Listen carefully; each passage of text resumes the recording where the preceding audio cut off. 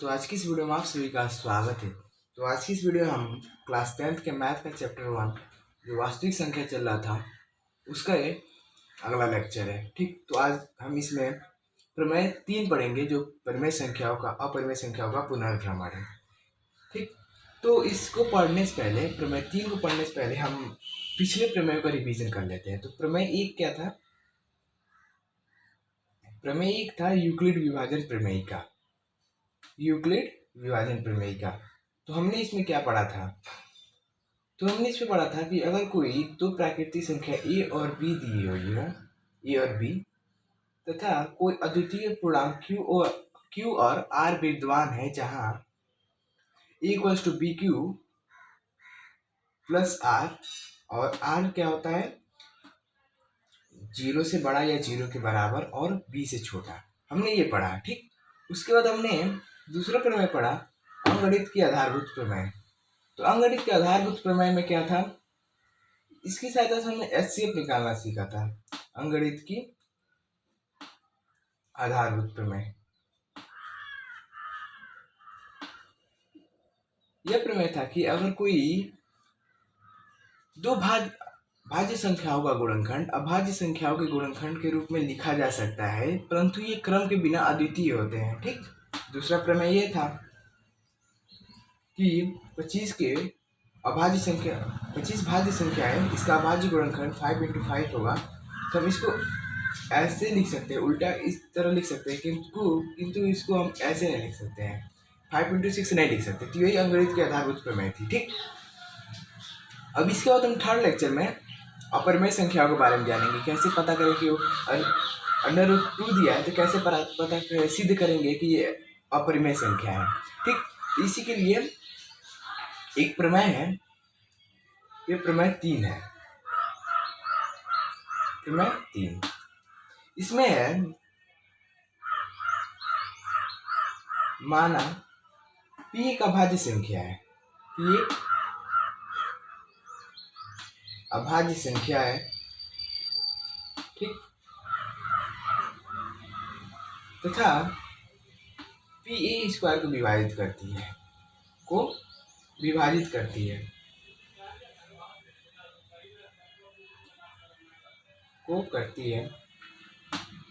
तो p a को भी विभाजित करेगी, p a को भी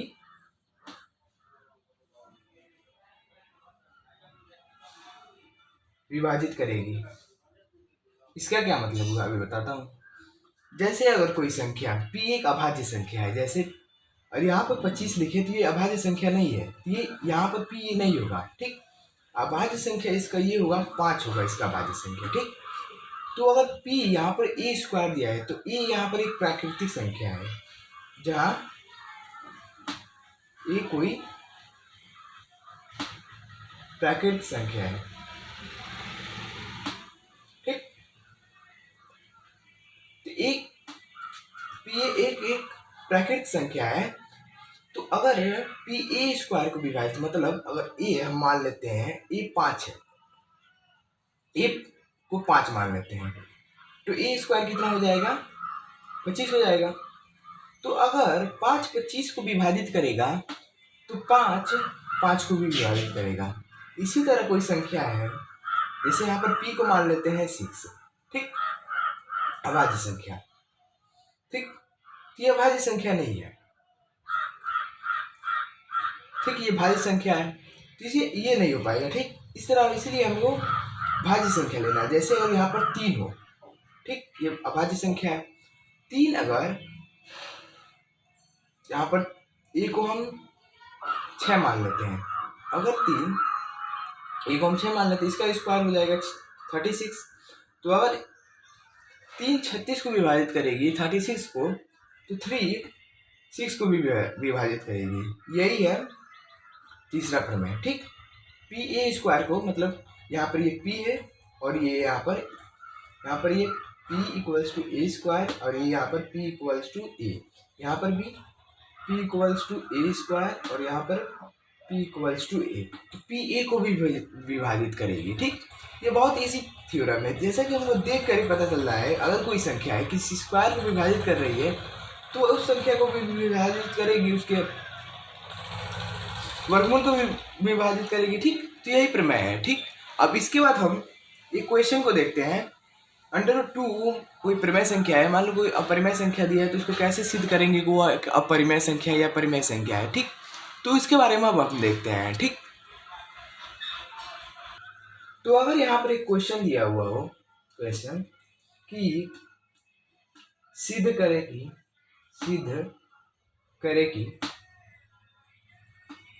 √2 एक अपरिमेय संख्या है,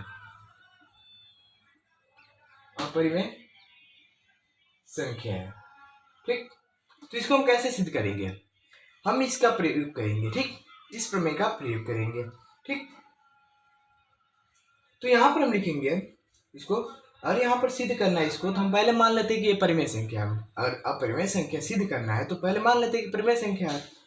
तो यहाँ पर लिख देंगे माना √2 एक परिमेय संख्या है, परिमेय संख्या मान लेते हैं। ठीक, तो परिमेय संख्या है तो ये p/q के रूप में होगा। ठीक, इसलिए √2 p/q के रूप में लिख सकते हैं ऐसे। ठीक, या ab भी लिख सकते हैं, मतलब भिन्न में इसको लिखना होता है, फ्रैक्शन के रूप में। ठीक, अब इसको ब्रैकेट में ये जो लिख रहा हूँ ये बहुत इंपॉर्टेंट होता है, ये लिखना बहुत जरूरी होता है। ठीक, तो p क्या हो सकता है, यहाँ पर जहां लिखेंगे, यहाँ पर ब्रैकेट में जहां p तथा q सअभाज्य संख्या है, मतलब इसको और अधिक विभाजित नहीं किया, इसकी एक के अतिरिक्त अन्य गुणनखंड नहीं होते, जिसके मैंने पहले ही बताया था इंट्रोडक्शन पार्ट में, उसमें मैंने बताया था सअभाज्य संख्या, इसलिए मैंने कहा था ये बहुत इंपॉर्टेंट है, सअभाज्य संख्या इसमें यूज होगा। ठीक, तथा q 0 के बराबर नहीं है, ये तो हमें पहले से पता है। ठीक, q 0 के बराबर नहीं है, ये हमें लिखना जरूरी होता है। ठीक, ये बहुत इंपॉर्टेंट है। ठीक, ये हमें इसी तरह याद कर लेना है। ठीक, याद क्या करना है हमें, इसी तरह देख के पता चल, जैसे सअभाज्य संख्या एक बार और बता देता हूँ क्या होता है। सअभाज्य संख्या क्या, अगर यहाँ पर 4/8 दिया हो, ठीक, तो इसको और अधिक विभाजित किया जा सकता है, तो ये सअभाज्य संख्या नहीं है। इसको सअभाज्य संख्या बनाने के लिए क्या करेंगे, 4 तो 1 से डिवाइड हो जाएगा और 4 2 से डिवाइड, तो 1/2 इसका सअभाज्य संख्या है। ठीक, तो ये सअभाज्य संख्या, इसका एक के अतिरिक्त कोई गुणनखंड नहीं होगा, एक 1 से विभाजित होगा और एक 2 से विभाजित होगा। ठीक, दोनों का उभयनिष्ठ गुणनखंड होना चाहिए कोई एक संख्या। तो जैसे यहाँ पर दोनों का उभयनिष्ठ गुणनखंड था 4, तो 4 से दोनों डिवाइड हो गए। इसी तरह यहाँ पर उभयनिष्ठ गुणनखंड है 1, तो सअभाज्य संख्या वो होता है जिसका केवल उभयनिष्ठ गुणनखंड 1 होता है। ठीक, अब ये हो गया। अब इसके बाद हम क्या करेंगे, इसको इधर ले जाएंगे, तो क्या हो जाएगा, p = √2q। अब इसको हम वर्ग करेंगे, दोनों पक्षों में वर्ग करने पर यहाँ पे लिखेंगे दोनों पक्षों में वर्ग करने पर क्या हो जाएगा, p² = 2q², 2q² करेंगे √2 का तो 2 हो जाएगा। ठीक, तो p² = 2q²। ठीक, तो यहाँ पर लिख देते हैं। अब यहाँ पर इस थ्योरम का प्रयोग करेंगे, यहाँ पर लिखेंगे 2p² को विभाजित कर रही है, यहाँ पर लिखेंगे यहाँ 2p² को विभाजित कर रही है, विभाजित करेगी, इसलिए 2p को भी विभाजित करेगी। ठीक, इस प्रमेय का हमने यहाँ पर यूज किया है, इस प्रमेय का यूज यहाँ पर हमने किया। ठीक, तो इसको हम ऐसे लिख सकते हैं, p = 2q²। ठीक, इसको हम ऐसे लिख लिए। अब इसके बाद हमें क्या करना है, इसका वर्ग करना है, हमें इसका वर्ग करना है, p को और = 2q² का वर्ग करना है। ठीक, और यहाँ पर एक b हो जाएगा। ठीक, यहाँ पर अन्य पूर्णांक होगा, एक b एक पूर्णांक हो जाएगा। ठीक, यहाँ पर 2b हो जाएगा। ठीक, अब इसके बाद हम इन दोनों पक्षों में वर्ग करने पर यहाँ पर लिखेंगे दोनों पक्षों में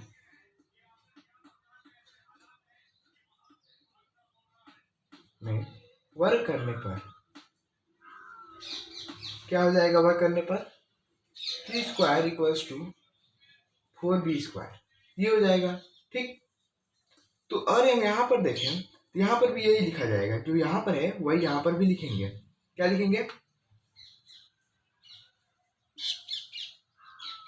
पहले हम इसका मान रख देते हैं, यहाँ पर जो मान आया है उसको पहले लिख लेते हैं। जैसे पी स्क्वायर का मान यहाँ पर देखें तो क्या है, इसको समीकरण 1 मान लेते हैं। ठीक, और इसको समीकरण 2 मान लेते हैं। तो यहाँ पर लिखेंगे समीकरण 1 व 2 से, समीकरण 1 व 2 से। ठीक, ये हो जाएगा 1 व 2 से क्या होगा? यहाँ पर पी स्क्वायर का मान दिया है इतना 2q स्क्वायर, और p square equals to 4b square, तो ये दोनों एक दूसरे के बराबर है। तो ये हो जाएगा 2q square equals to 4b square, ये होगा। ठीक, अब इसके बाद इसको हम कट कर सकते हैं, ये हो जाएगा q square equals to 2b square. ठीक, तो यहाँ पर अगर हम देखें तो ये भी कैंसिल हो जाएगा, स्क्वायर से स्क्वायर कैंसिल हो जाएगा, इससे कैंसिल हो जाएगा। ठीक, तो ये कैंसिल हो गया, तो अब बच गया यहाँ पर q 2b। ठीक, ठीक, और यहाँ पर 2q।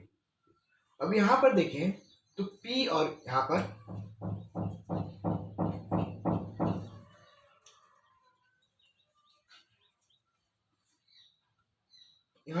p तथा q का उभयनिष्ठ गुणनखंड, उभयनिष्ठ गुणनखंड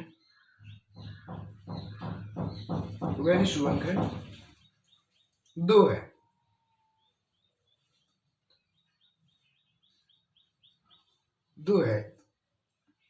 ठीक, तो इसलिए एक अपरिमेय संख्या होगा, किंतु हमें ऐसा विरोधाभास हो रहा है कि एक परिमेय संख्या है। क्योंकि ये परिमेय संख्या का विरोधाभास इसलिए हो रहा है क्योंकि हमने इसको शुरुआत में √2 को एक परिमेय संख्या मान लिया था। ठीक, तो ये हमारी त्रुटि पर यहाँ पर लिख देंगे, ये लिखना जरूरी होता है। ठीक,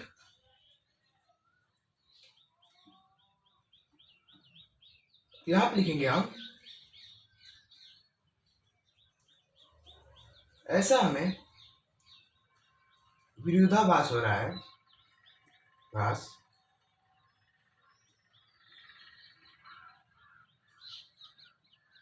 हो रहा है कि √2 एक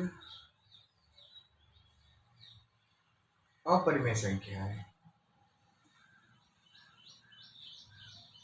एक परिमेय संख्या। ठीक, √2 एक परिमेय संख्या है। तो ऐसा यहाँ पर लिखेंगे, ऐसा हमारी त्रुटिपूर्ण कल्पना के कारण हो रहा है, ऐसा हमारी त्रुटिपूर्ण कल्पना के कारण हो रहा है।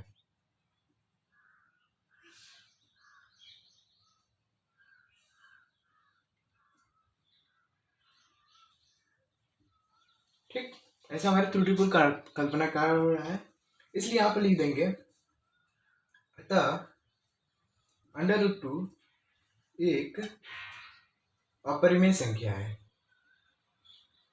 अपरिमेय संख्या है। ठीक, तो यहाँ पर क्वेश्चन फिनिश हो गया। अब इसके बाद थोड़ा इसको रिकॉल कर लेते हैं, इसके बाद इसको रिवाइज कर लेते हैं कि हमने क्या यहाँ पर देखा, एक बार इसको रिवाइज कर लेते हैं। ठीक, तो यहाँ पर हमने दिया था कि सिद्ध करना है कि √2 एक अपरिमेय संख्या है, तो हमने सबसे पहले इसको एक परिमेय संख्या मान लिया। कोई भी संख्या दिया हो अपरिमेय संख्या, उसको सबसे पहले हम परिमेय संख्या मान लेंगे। ठीक, ये आप लिख देंगे, माना √2 एक परिमेय संख्या है, तो अगर वो परिमेय संख्या होगा तो वो p/q के रूप के बराबर होगा। ठीक, तो वही मैंने यहाँ पर लिख दिया। अब इसके बाद ये pq दिया है, इसके बारे में हमें बताना होगा कि pq क्या है। ठीक, जैसे यहाँ पर मैंने बताया था इसमें कि p एक अभाज्य संख्या है, जैसे यहाँ पर 2 अचर राशियाँ प्रयोग की गई हैं, p और a स्क्वायर, तो यहाँ पर हमने बता दिया कि p क्या है और a यहाँ पर बता दिया। ठीक, इसी तरह हमें इसको भी बताना होता है कि pq आखिर क्या है। ठीक, तो यहाँ पर लिख देंगे, ये हमेशा सब में यही लिखा होता है। ठीक, यहाँ p तथा q सभाज्य संख्या है तथा q नॉन जीरो है। ठीक, अब इसको हम क्या करेंगे, इसको हम पक्षांतर कर देंगे और इसको बराबर कर देंगे, p के बराबर 2q √2 और q के बराबर हो जाएगा। ठीक, तो अब दोनों पक्षों में हम वर्ग करेंगे, तो वर्ग करेंगे तो P square equals to Q square आ जाएगा। ठीक, तो अगर हम इस प्रमेय को देखें, यहाँ पर देखें तो टू पी स्क्वायर को विभाजित करेगी। ठीक, तो टू पी को भी विभाजित करेगी। ठीक, इसी तरह ये यहाँ पर हो गया। अब इसके बाद हमने देखा इसका वर्ग करने पर, दोनों पक्षों में इसका भी वर्ग करने पर ये इतना आ रहा है। ठीक, इतना आ रहा है। तो हमने इसको समीकरण 1 और इसको समीकरण 2 मान लिया। अब इसको समीकरण 1 व 2 में रखने पर यहाँ पर ये आ जाएगा। ठीक, अब इसको आने के बाद क्या होगा, यहाँ पर ये 2 होगा।